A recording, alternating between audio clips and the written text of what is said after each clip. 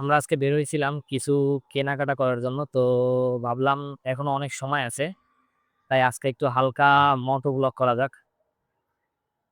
আমি আমার এফজেড নিয়ে বের হই নাই। এটা আমার ভাইয়ার বাইক, হোন্ডা ড্রিম। এটার আজকে সার্ভিস করাইছি। এটারও একটা ইন্টারেস্টিং কাহিনী আছে। এটা আমি একটা ভিডিওতে বলবো। তো এখন বের হইছি মূলত ঘুরতে যাওয়ার উদ্দেশ্যে। তো খুলনায় মেইনলি ঘুরতে যাওয়ার যেগুলা জায়গা আছে যেখানে একটু রাইড করে বাইক রাইড করে যাওয়া যাবে, খুলনার বাইরে যাওয়া লাগবে। মানে গল্লামারী থেকে খুলনার বাইরে যাওয়া লাগবে। তো ১ম এ গল্লামারী ক্রস করে নেব। আর এই জায়গাটা হচ্ছে গিয়ে খুলনার শহরের সবথেকে বাজে যদি কোনো রাস্তা থাকে, তো সবচেয়ে বাজে রাস্তাগুলোর ভিতরে একটা হচ্ছে গিয়ে এই জায়গা। মানে এখনো রাস্তাটা বোঝা যাচ্ছে না। একটু পরেই বোঝা যাবে যে রাস্তা কি পরিমাণের বাজে।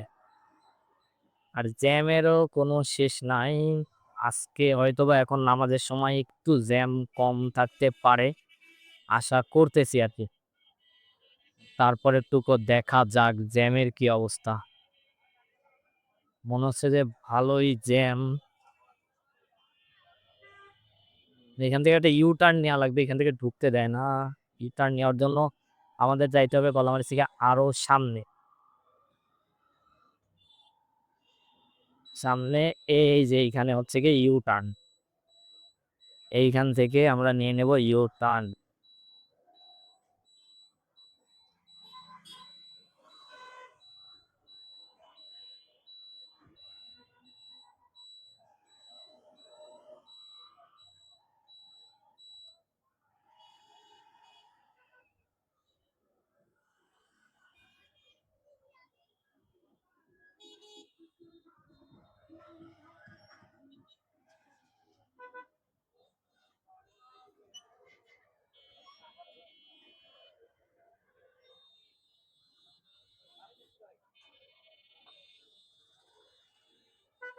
জ্যামের কেন শেষ নাই এই জায়গায়। জ্যাম আর জ্যাম।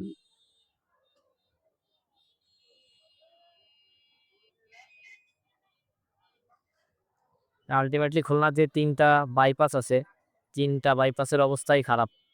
গলামারীর অবস্থাটা আরো বেশি খারাপ। সোনাডাঙ্গা বাইপাস দিয়ে বেরোবো সেটার অবস্থাও বেশি খারাপ। আমাদের উদ্দেশ্য হচ্ছে গিয়ে আমরা হয় বটিয়াঘাটা নয় রূপসা ব্রিজ, ২ টার যেকোনো একটা জায়গায় যাবো। এখানে যাবো, কোল্ড ড্রিঙ্কস টা যা খাইতে ভালো লাগে খাবো। কিন্তু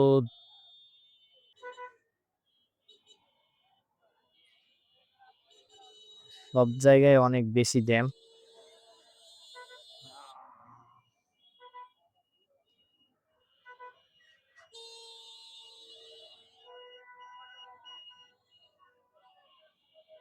বাহ! বিশাল শিক্ষিত মানুষ।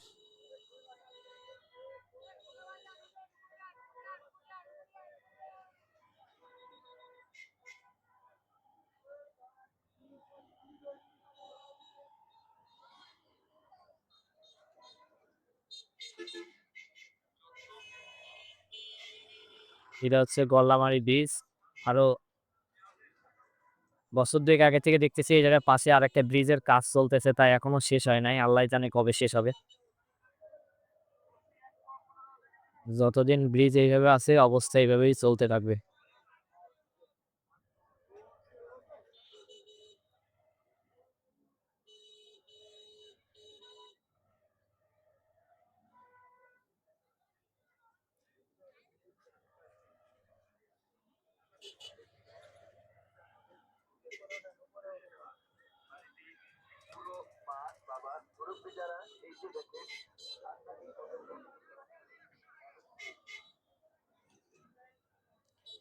আপনাদের লাগে পৃথিবীতে ফেরারিও আপনারে হর্ন দিলে সাইড দেবে। কিন্তু অটোওয়ালা আপনারে কোনদিন হর্ন দিলেও সাইড দেবে না। অটো, ভ্যান, সিভিলের বাস, এরা হচ্ছে রাস্তার রাজা টেসলা।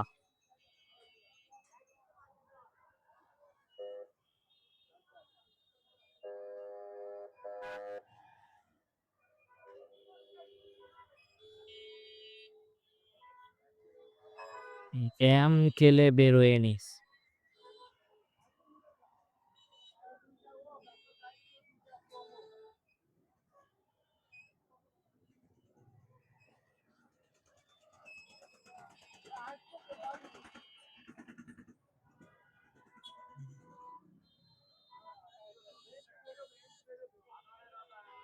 আহ পেছে কাদা। অবস্থা খুবই খারাপ। এইটুকু জায়গার রাস্তা আর কোনোদিনই মনে হয় আর ভালো হবে না।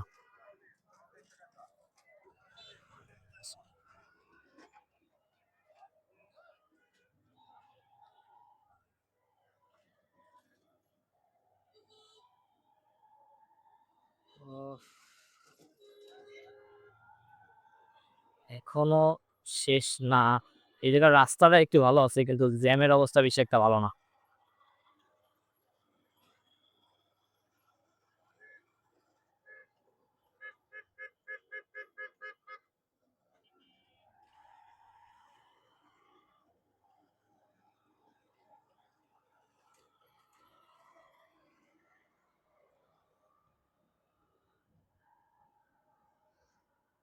ওফ! এবার একটু ফ্রি রাস্তা আছে। এটাতে রাস্তা অনেক ফাঁকা আর বাতাসও সেই।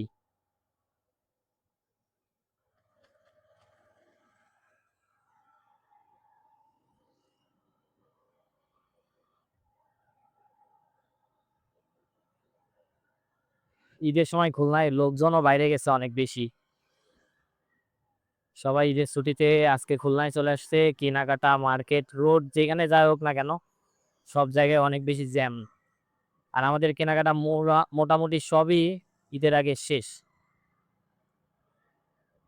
এখন ওই টুকটাক যা আছে সেটা কেনার উদ্দেশ্যে বের হইছিলাম। তো ভাবলাম যে একটু ফাঁকা কোনো জায়গা থেকে ঘুরে আসি। আর ফাঁকা খুলনায় যাওয়ার কথা কারো মাথায় আসলে ১ম যে ২ টা জায়গা মাথায় আসে সে একটা হচ্ছে রূপসা ব্রিজ, আরেকটা হচ্ছে গিয়ে বটিয়াঘাটা। আরো যাওয়ার জায়গা আছে কিন্তু এই ২ টা মেইন আরকি। নদীর পাড়ে।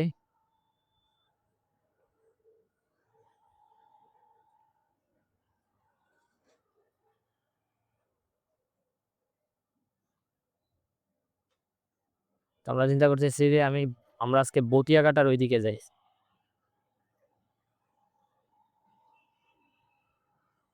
খুলনা, ঢাকা তারপরে হচ্ছে গিয়ে খুলনার সাথে আরকি মেইন যত অন্যান্য বিভাগ আছে, পার্শ্ববর্তী জেলাগুলো আছে সেগুলোর সাথে মেইনলি সব কানেক্টেড হচ্ছে গিয়ে এই জায়গার এই রাস্তা দিয়ে।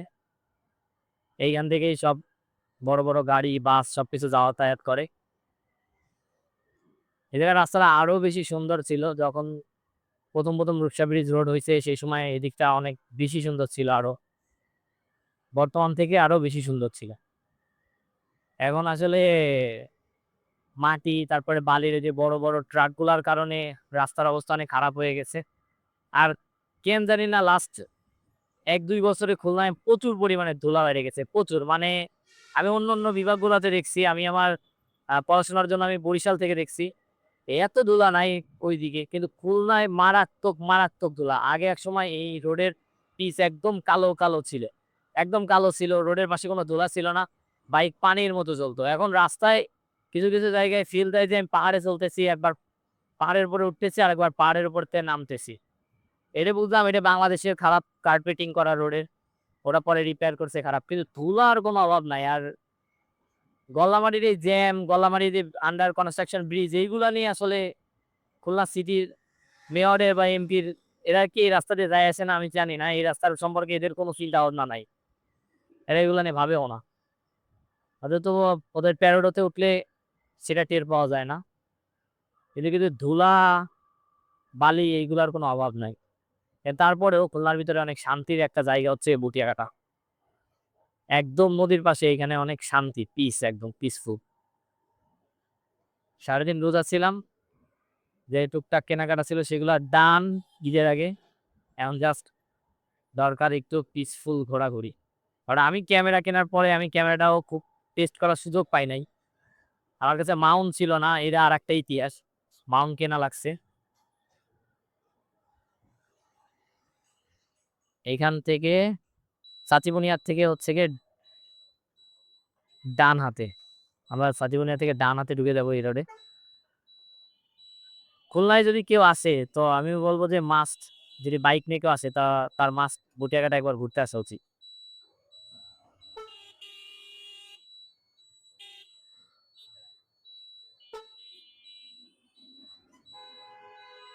ট্রাকের চাপ আছে এই জায়গায়। রাস্তার ট্রাকেরও চাপ আছে, অটোরও চাপ আছে।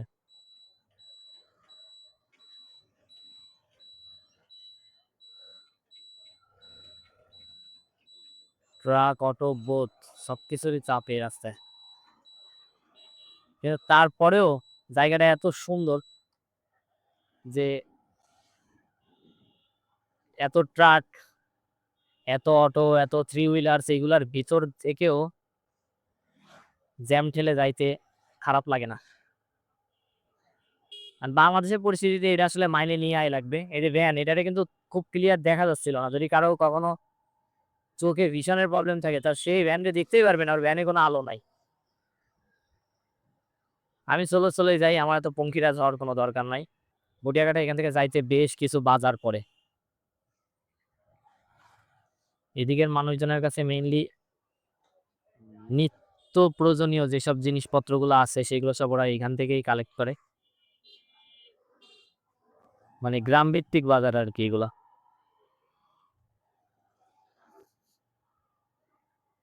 এই বাজারটার নাম আমার সঠিক জানা নাই, কিন্তু এদিকে যাইতে যতগুলা বাজার পড়ে তার ভিতরে সব থেকে বড় হচ্ছে গিয়ে এইটা।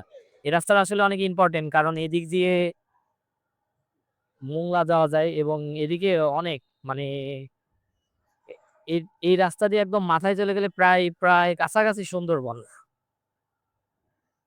প্রচুর পরিমাণের মানুষ বসবাস করে এই জায়গায়। আর মেইনলি রাস্তার সবচেয়ে বড় সমস্যা কি, এই যে এই সব ছোট যেসব রাস্তাগুলো আছে এক লেনের রাস্তা, এই রাস্তাগুলোর পাশের থেকে আর কি মানে কারো বাড়ির থেকে হোক বা কোনো গ্রামের রাস্তা হোক, কোনো সিগন্যাল বা কোনো কিছু ছাড়াই দুম করে এই রাস্তায় উঠে পড়ে। এটা হচ্ছে গিয়ে রেল ক্রস। এই রেল দিয়েই হচ্ছে গিয়ে মোংলা চলে যাওয়া যায়, খুলনা থেকে মোংলা। এটার ওই মাথা কোন দিকে শেষ হইছে সেটা আমি হয়তো সঠিক জানা নাই। কিন্তু এই খুলনা থেকে মোংলা যাওয়া যায়, মানে আর কি ট্রেন স্টেশন লাইন শেষ হচ্ছে মোংলায়। এদিকে নসিমনেরও কোনো অভাব নাই। থ্রি হুইলার বলতে এদের রোডে সব রকম আছে, ভ্যান আছে, অটো আছে, নসিমন আছে, কোনো কিছুর কোনো অভাব নাই। আর এদের ব্রেক তো বেশ মাশাআল্লাহ একদম ব্রিম্বোর ব্রেকিং সেটআপ। যদি মনে করেন কি বয়রা বাজার দাঁড়াইতে হবে, তা সোনাডাঙ্গা থেকে ব্রেক চাপে ধরে, কারণ তারপরে গিয়ে বয়রা বাজার দাঁড়াইতে পারবে। এরকম ব্রেকিং সিস্টেম। আর স্পিড তো ভাই ভ্যালেন্টিয়ানো রসির বাইকের মতো। সামনে এদিকটা হচ্ছে নদী, একদম রাস্তার পাশে ধরে নদী। মানে এই জায়গাটা আসলে কিছুটা মেরিন ড্রাইভ ফিল পাওয়া যাবে।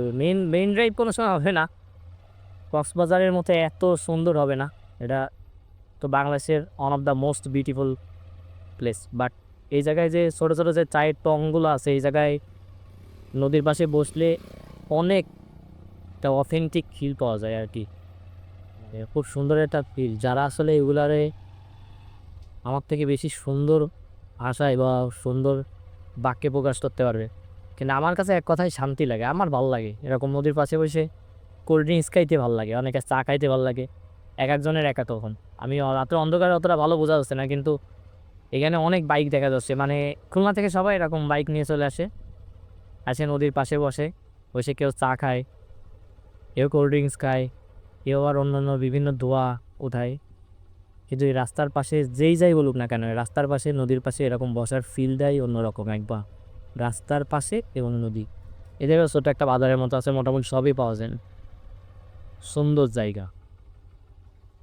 এই যে ওইখানে ছোট ছোট নৌকা যেগুলা মাছ ধরে, মানে এই যে নদীটা আছে এই নদীটা দিয়েই আর কি চলে যাওয়া যায় হচ্ছে গিয়ে সুন্দরবন। মোংলায় যায় উঠছে এই নদীটা। যে রামপাল যে পাওয়ার প্ল্যান্টটা আছে, ওই পাওয়ার প্ল্যান্টটাও এই নদীরই পাশে।